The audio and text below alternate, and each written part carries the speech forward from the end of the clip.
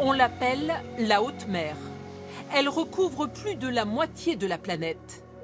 Une zone sans aucune règle, où jusqu'alors tout était permis. La haute mer, jusqu'à présent, c'est le Far West. Voilà, c'est une zone de non-droit où règne en gros l'impunité totale. Pêche non contrôlée, transport maritime, forage pétrolier et gazier.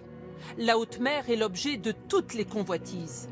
Pour la protéger, un accord historique a été trouvé au siège des Nations Unies à New York. Moment d'émotion. Après 15 ans de négociations, un traité prévoit la création de réserves marines. Ça veut dire soit des zones intégralement protégées, ça veut dire qu'aucune activité humaine n'est permise, pas de pêche, pas de transport maritime, pas d'extraction minière, rien. Et des réserves hautement protégées, donc avec des activités humaines qui peuvent prendre place, mais qui vont être encadrées et réglementées. Grâce à cet accord, on va enfin pouvoir protéger 30% des océans.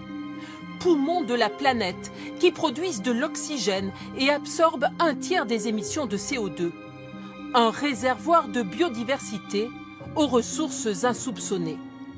La plupart de nos médicaments vont sortir du milieu marin. On ne connaît pas aujourd'hui le fond des mers qu'on est en train de détruire avant même de le connaître. Donc sur le plan de la santé, sur le plan de la biogénétique, sur le plan... Oui, c'est tout ça. C'est-à-dire qu'on est en train de sauver le potentiel de survie de l'humanité de demain. Même si ce traité est une énorme avancée, les associations s'interrogent sur sa mise en œuvre.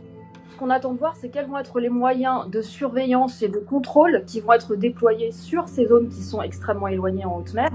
Ce traité doit maintenant être ratifié par tous les États, un espoir pour la protection des océans.